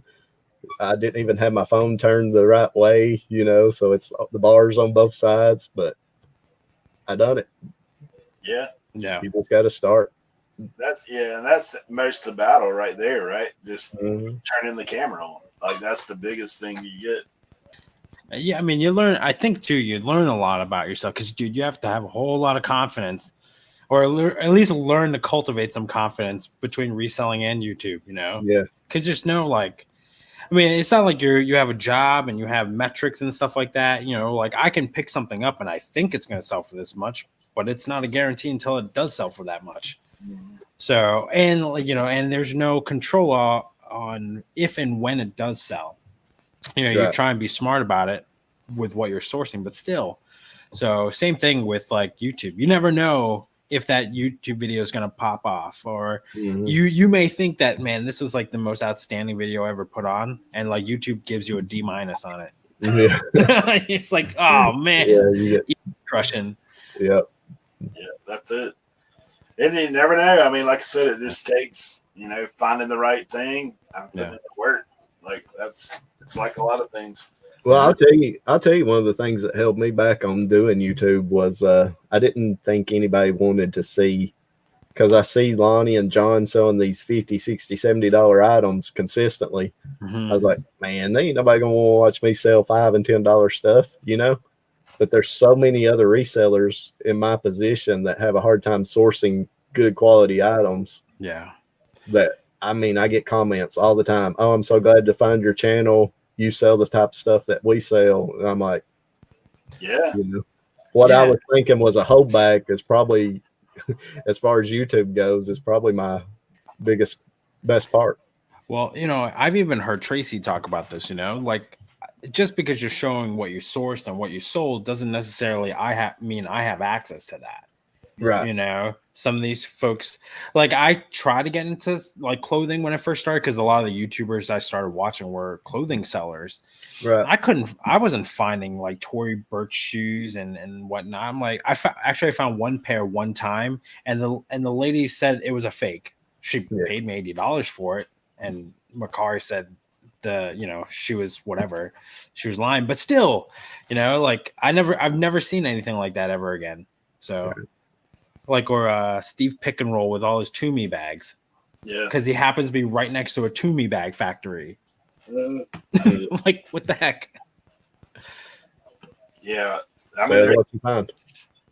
It is one of those things. And I mean, I know for me, like what you're saying, and then I watched Kevin a lot when I was getting started too. And I was like, and Kevin's saying the same thing. He's like, look, man, I don't find that stuff. Like, I don't find the things that they're talking about. Like, now it's few and far between, and that's why he's doing the parted out. That's why he's doing the things that he's doing. And I mean, I think we all bring something to the table. Like, there's a lot of times I watch What Souls, and I'm just listening. I'm not watching, I'm listening, and then I'll hear something. I was like, whoa, what is that? Like, I hadn't even seen that. I don't even know what that is. Just education. Because, I mean, What Sold aren't like the most exciting videos to watch a lot of times, but they're probably the most educational because, I mean, that's the thing that, hey, if you know what to look for, if you know what it is, like, those are the things that. But also, I think about what YouTubers do to the market, like Annie put in San Marcos blanket. Like, I think about what Matt Part-Time Pickers has done to the vintage underwear game for eBayers. It's flooded the market. Yeah. Yeah, it is. It's funny. Yeah, Kat was saying she does the same thing. She has to rewind. And then what the hell's in the comments, guys? He was talking about, I think Tim had said he quit commenting on big channels because he didn't want them to feel obligated to respond. But it does help, man. When you leave comments and likes and all that kind of stuff, it helps. It helps the channel. And, for it, just like with anybody, like if you leave a comment for somebody, what does it do? Like, you're like, man, this guy watched my video. I always, for me, it's funny. Maybe you guys don't do this, but I know I do this. I kind of like guessed how far in the video did they actually watch? Because like sometimes you're looking at the comments saying, hey, that was the first thing I said. Yeah. But like, even, and I've kind of had to reframe like trolls, right? Like, I had somebody who came in and trolled me on one of my videos. I had a blast with it, but it helped boost my video. Like, he was trying to tell me like my video is trash and all that stuff, and I was like, yeah, but you're telling YouTube right now you're loving it. Give you a spoon, you're eating it up. Like, keep commenting, keep telling me how much you don't like it. Keep talking. Let me ask you questions. Like, I kept baiting him into telling me more stuff. I was like, please, because that's one of the things they don't, I try to get away from for those of you guys who are growing channels. Like, if you do, if you're investing time in the comments, don't do just the drive-by, how's it going, thank you for watching. Try to create a conversation. And then that dialogue in there, what you don't realize what's happening is actually feeding data to YouTube. So, exactly. Yeah, I mean, it's just like you said, the thumbs down. I remember my first thumbs down, and it was like, I don't care. What hurt? Oh, okay. I was gonna say, what hurts worse, like that or a paper cut? Yeah, that's it. Like, that's it's so small, but it stings. but it helps your channel, and that's what they don't realize. I started this video with a thumbs down before we even got in here. So. Yeah, I think that was for me. Hey, it's like, me. I get them all the time. And you know what though? Like, that's great. If you want a thumbs down, now YouTube knows not to show you my video, and then you're not gonna wreck my analytics because they won't show it to you. Like, that's all. That's it, man. That's it. Man.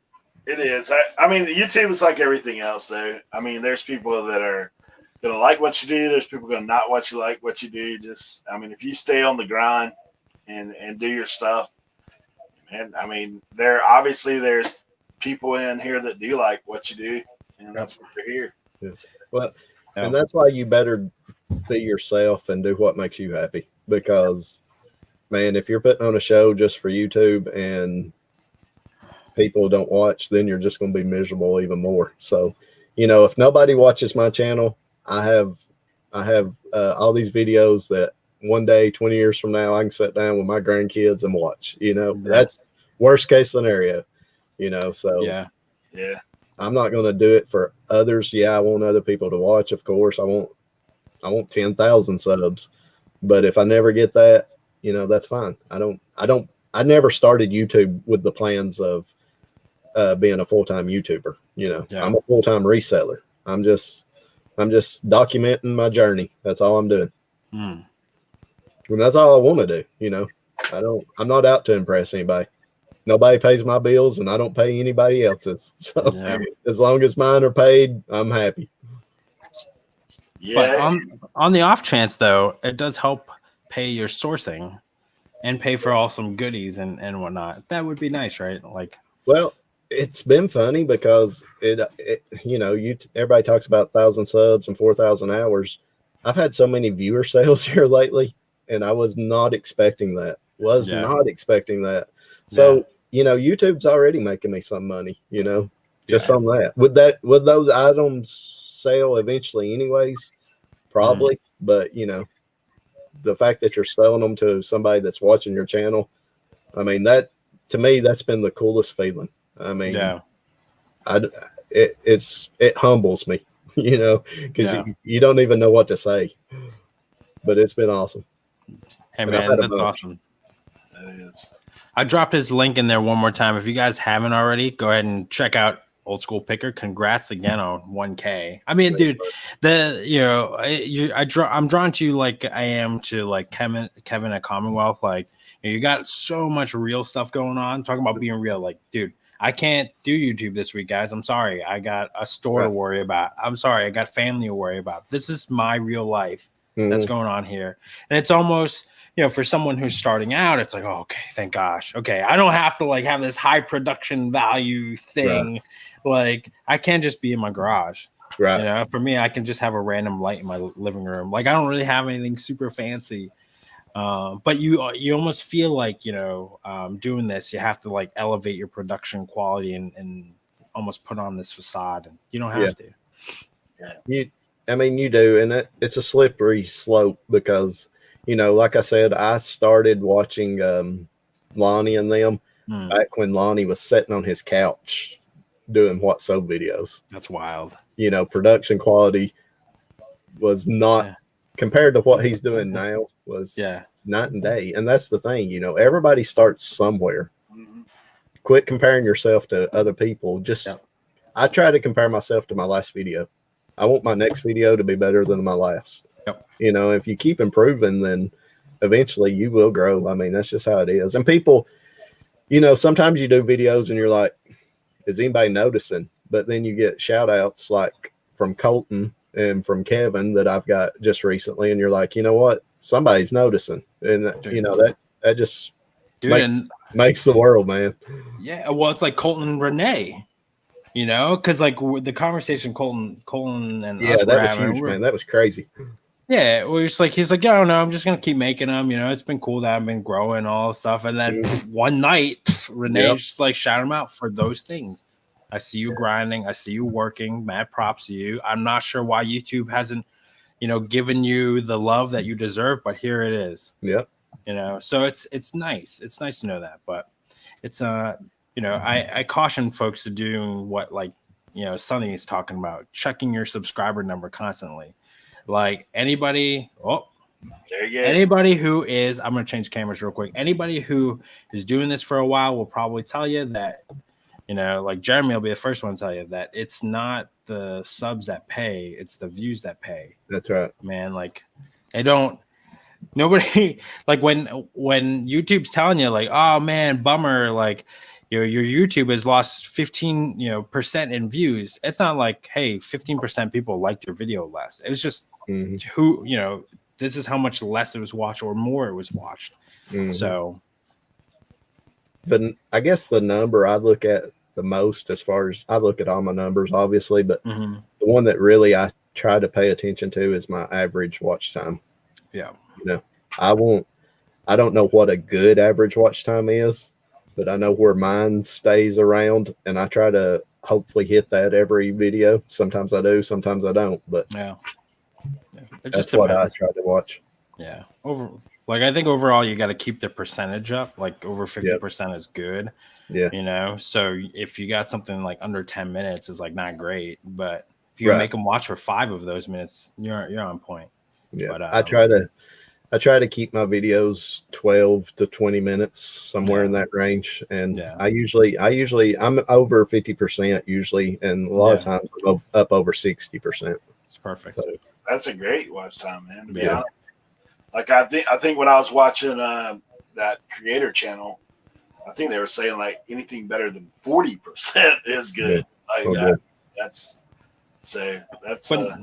but also knowing too, like as you get bigger though, it'll probably take a little bit of a hit too, right? So I'm sure it will. Yeah, you get the guys clicking in and clicking out. Yeah, so like Jeremy's talking about, your click through rate will take a hit. So as you go up, so it makes sense that YouTube will figure out who wants to see you and put your videos in front of those people, and then they get to decide whether or not they want to watch it. So hey, man, YouTube's tricky, man. I mean, I can figure out eBay a lot of times, but man, YouTube's been a challenge, but that's one thing I love about it. Well, there is some things, I mean, that help, like for sure. Me and Sam, I mean, he watches guys, I watch guys that are YouTube guys, but YouTube has the thing right there in the center of your thing, like Creator Insider. Like you click on that, it tells you what they're looking for on YouTube. Like that's the thing, and click through rate, like that's what CTUR is, guys. If you're not YouTube, like, don't get the analogies. Like when you talk to somebody in the military, I'm like, I don't know what you're saying. Like with those, CTR is simply click through rate. That's how often someone clicks, through. Somebody was asking earlier about my hours too, and this morning I was around 3,500. Hey, so I'm not. You've rolled up on that, there. I think at 127, you're around 2. Doing videos every day, you'll get some hours. There you go.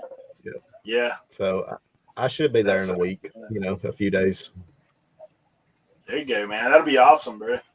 We're excited for you. Guys, if you have any further questions for Chris, we're not going to hold him here all night, even though we probably hang out. But speaking of hours, no, I'm just kidding. But one of those things, we do value your time and value your input. So if you got any final questions for him, if you'll drop it in the chat. Frank, he hit are you going to do 1,000 sub show? That's what he's asking. Chris. I don't know. It's been a long time since I've done a live.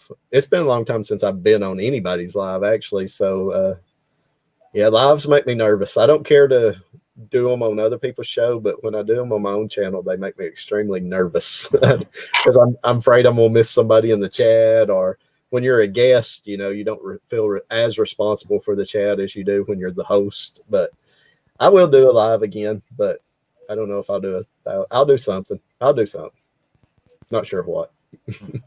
I wasn't expecting to get it tonight, I'll be honest, but now we have a way with the 1K people. Yeah. Dude, it's like what's that movie? That's good. Good Luck Your Chuck. time's coming soon, both of y'all. Yeah. No, I feel like, you ever seen the movie Good Luck Chuck with Dane Cook? Like every girl that dates him and afterwards gets married to somebody else. That's what it feels like. Yeah. Sounds like we had Rev and Joey back to back. Like we had scheduled to be on the show. They hit their 1K before coming on the show. Yeah. And so you hit. That's awesome. That's cool, man. That's good timing on your part, actually. It's one of those things. I said it's funny, man, but I mean, we try to make our show about you guys when we have guests on. We want to feature you because we know, everybody I feel like that is involved in YouTube on the reselling community, they got something to bring to the table. Mm-hmm. Even if they think they ain't got much to bring to the table, man, there's something. I mean, you're reselling. You are doing some stuff that a lot of people aren't. So I mean, just have fun with it, you know. I mean, Yep. That's it. Well, guys, I never started out YouTube with the thoughts of ever doing it. Here you are. Yeah. So, and like I said, we do appreciate you guys coming in. We'll share some final thoughts and dip out of here. But Chris, man, we appreciate you coming on. And what do you got coming on next? Like, what's going on with you next? Got any videos dropping? With me? Celebration time. I dropped one earlier. Yeah, I dropped one earlier today. So, yeah, everybody go check that one out. But, yeah, I'm going to keep doing the daily videos as long as I can keep up. That may be tomorrow. I don't know. We'll see. Yeah, you need to shoot off some fireworks or something tomorrow, huh? 1K. Hey, man, I heard Daisy Dukes. Daisy Dukes on Colin's channel worked out great for him. Just throwing that out there. Yeah. My wife would just tell me.